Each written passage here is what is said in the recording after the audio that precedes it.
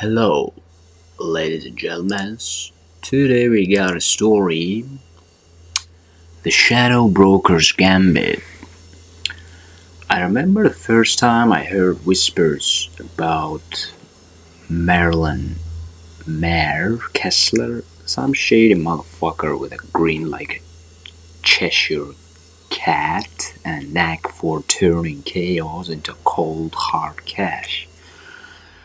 It was a rainy Tuesday when my old contact Jade slid into my like a makeshift studio office with a knowing smirk.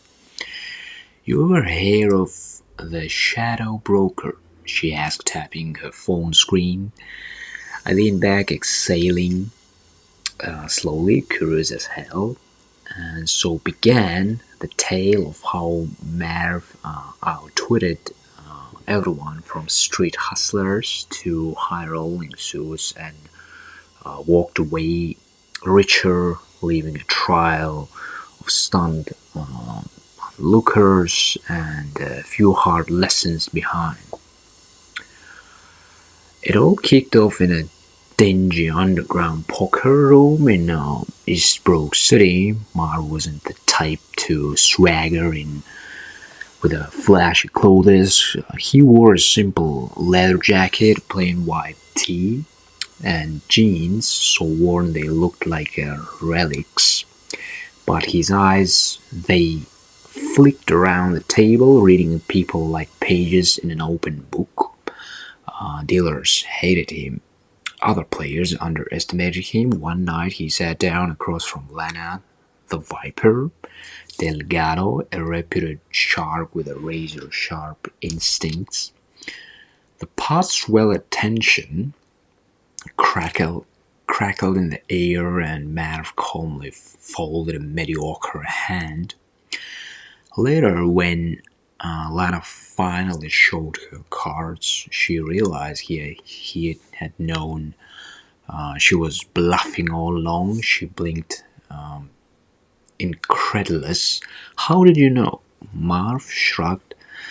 "I sent that twitch a million times." He tipped his hat and walked away richer by a small fortune.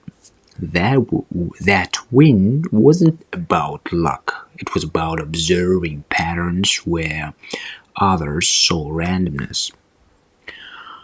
Over the next month, as Marv's reputation grew, the guy who could sniff out hidden odds, decode human tells, and leverage tiny insights into massive gains.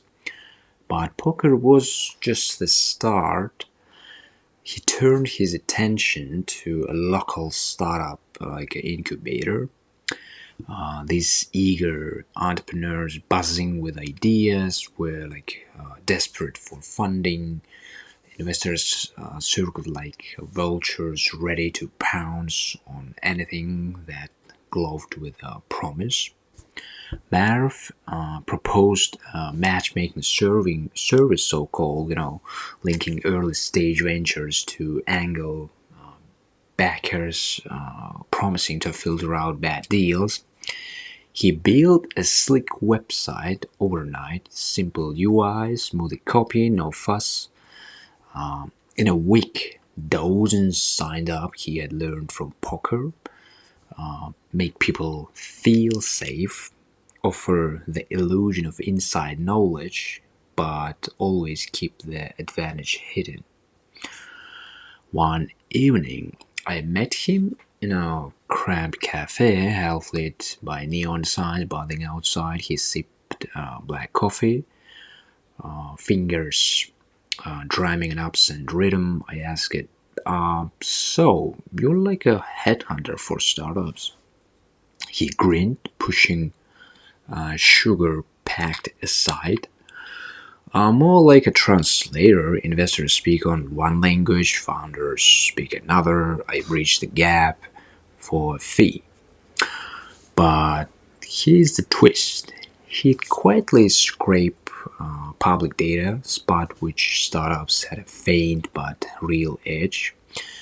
maybe a patent filing or a founder with a silent track record. He had offered to introduce them at a slight premium, promising exclusivity. Investors hungry for that next unicorn paid up.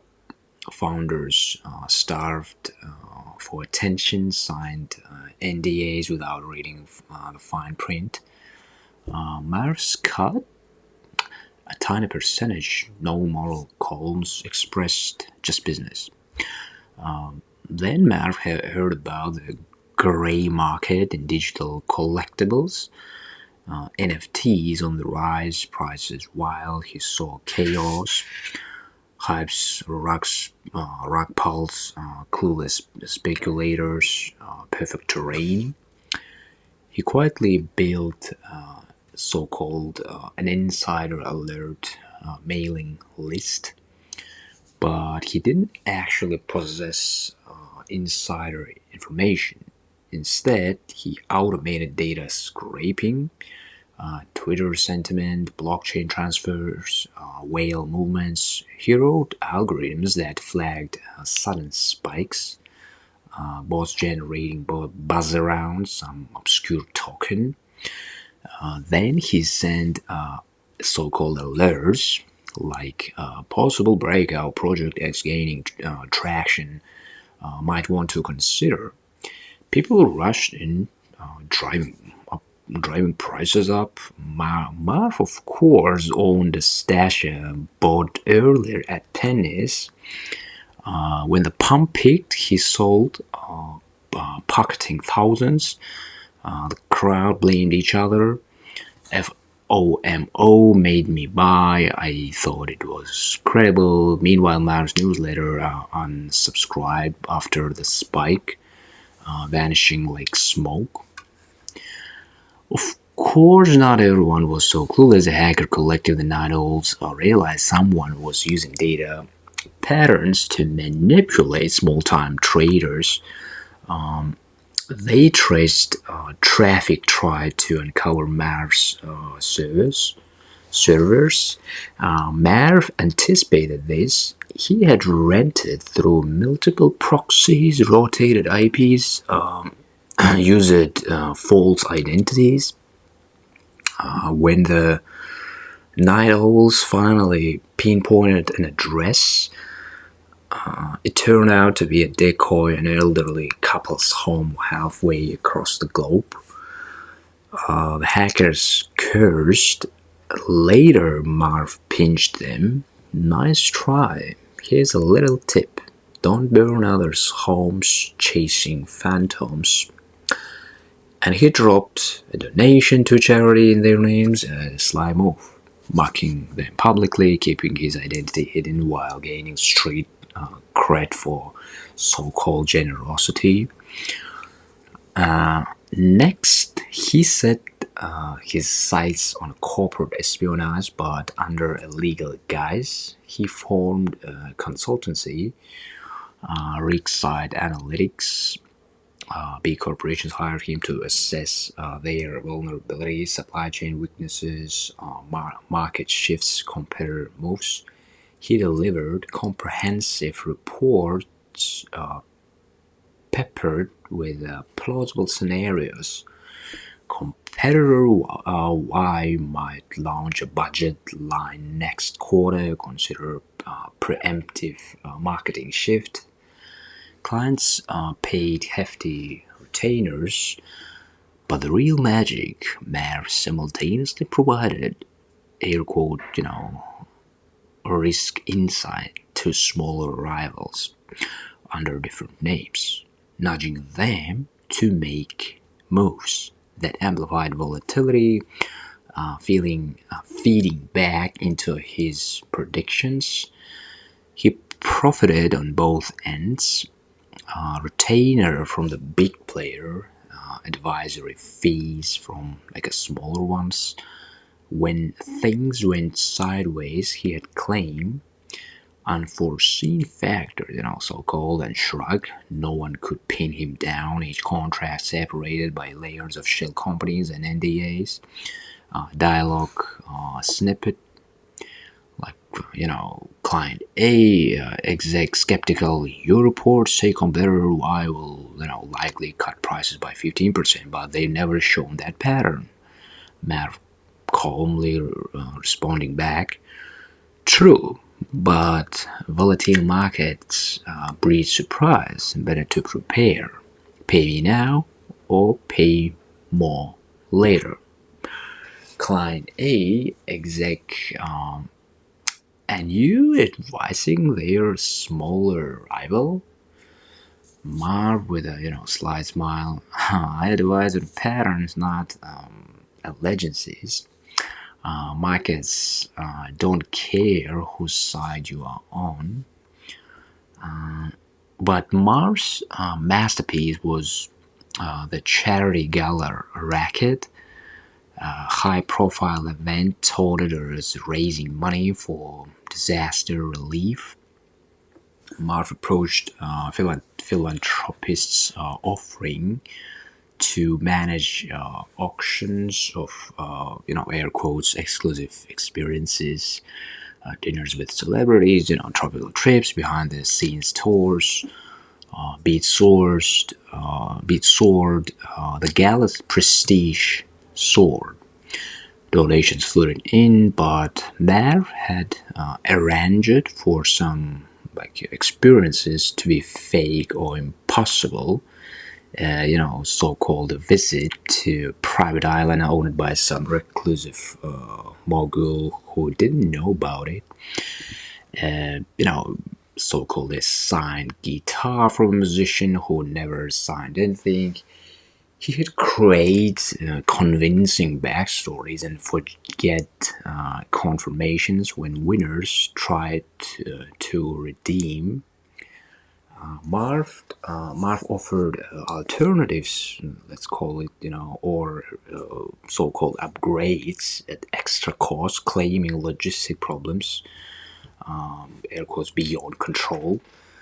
And some gave in, others demanded refunds, but by then the money had been distributed across offshore accounts. Charities get just enough to keep suspicion low, and Marv kept a sizable slice. The organizers accused vendors pointed fingers at non-existent middleman. Marv stayed in the shadows. A few outraged donors tried to sue, but hit dead ends. Contracts full of ambiguous clauses, fine print absolving so-called event coordinators from liability in force majeure and unforeseen circumstances. Marv smiled reading the lawsuit filings. Force majeure, baby. Eventually, whispers reached law enforcement. An intrepid detective named Ruiz started connecting dots. Shell companies, questionable transactions tied to the Gala, RiskSight analytics, the so-called matchmaking platform, phantom NFT alerts. But Marv was always a step ahead. Mine laundered through small charities, dummy accounts, gift cards, crypto mixing services. Ruiz tracked for months, but each lead evaporated. One morning, Ruiz received an anonymous tip. Look into the Eastbrook shipping yard loss from 2 years ago. He followed and uncovered a container with mislabeled electronics worth millions that had vanished. Marv had orchestrated diversion, shipping legit goods while siphoning high-value parts, but proving intent. Impossible documents forged,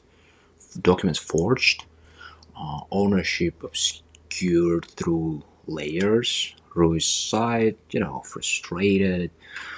In the meantime, Marv wasn't idle. He spotted the growing fear among wealthy individuals about privacy and security. He offered so-called an off-grid relocation service.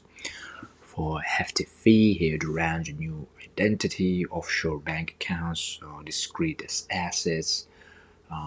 Some clients were genuinely in danger, others wanted to hide ill-gotten gains. It didn't matter to him. He operated under an alias, so-called Drake Monroe, with an impeccable resume.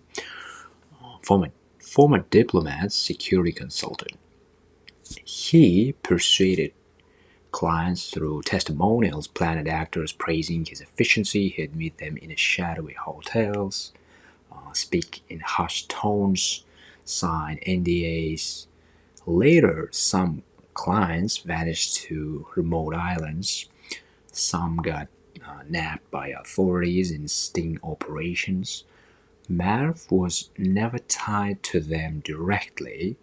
Contracts signed through layers of intermediaries.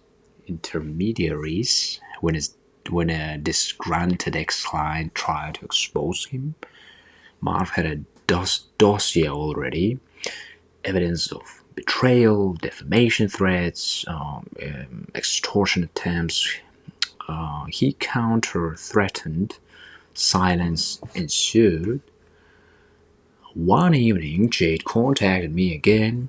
He's planning something big, global scale, something with renewable energy credits and carbon offsets. It's massive. I raised an eyebrow. Really? She swallowed uneasy. He's pitching to governments and environmental NGOs, promising a revolutionary platform to trade carbon credits seamlessly. Everyone's excited. Tech meets green perfect PR, but the back end, nobody knows. I felt the familiar thrill of high-stake games. Sure enough, Marv spun a web fabricated partnership, doctored like white papers, endorsements from fake, like air quotes, industry experts. He launched a sleek platform that let corporations buy and sell credits. Early adopters cheered, trading volumes spiked, investors pumped millions. Marv's cut percented on each transaction. He even introduced tokenization, digital tokens, supposedly backed by verified carbon reductions. In reality, many credits were dubious, projects that never delivered promised results. But the platform's momentum blinded critics. Regulators scrambled but lagged. By the time red flags surfaced, Marv cashed out a huge portion, converting tokens to crypto and fiat, transferring across jurisdictions. Then he quietly shut down the site, leaving users holding like worthless tokens. Panic ensued, lawsuit began, but tracing funds proved nearly impossible. Now, you might wonder, is Marv a villain or a twisted genius? I think he's both. In conversations, he claimed the world's built on gaps between what people believe and what's real. I just exploit the cracks. He wasn't careless. He studied psychology, law, tech, finance. He respected the talent. He once told me, if you can outthink them, you own them. But if you underestimate them, you fail. He had a code: never physically harm anyone, always stay intangible. His playground was perception, contracts, code, never fists or guns. Yet leaves were abandoned.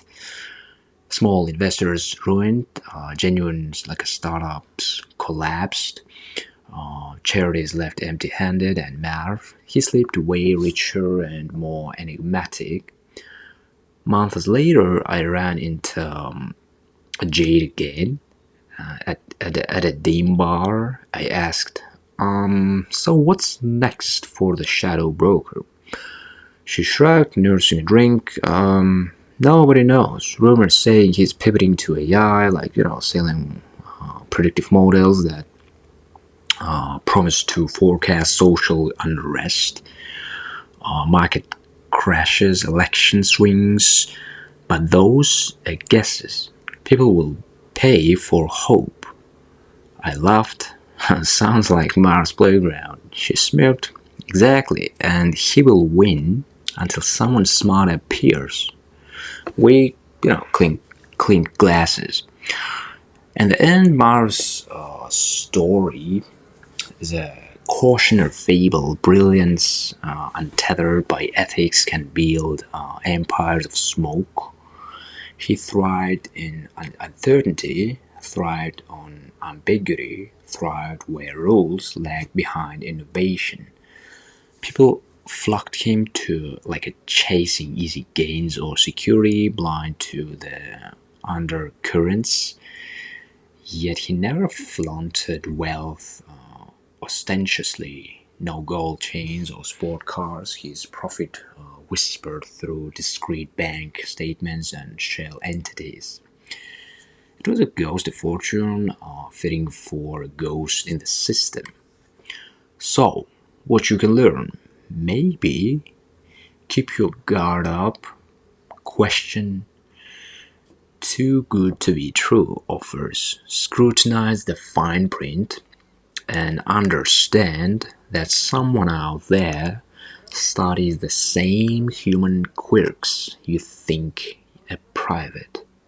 Sometimes the smarter person in the room is unseen, maneuvering behind curtains, and while you might admire their cunning, remember, when someone profits from collective blind spots, consequences ripple outward.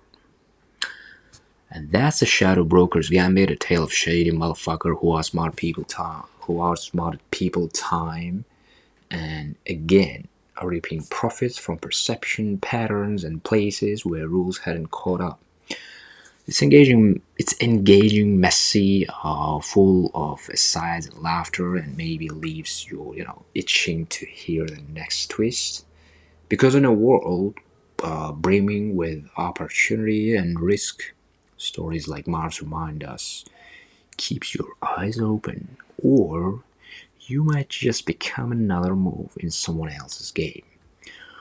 So, stay curious, stay skeptical, and hey, if a smiling stranger offers you so-called insider tips, maybe just pass. Thank you for listening. And if you like it, subscribe and like this video.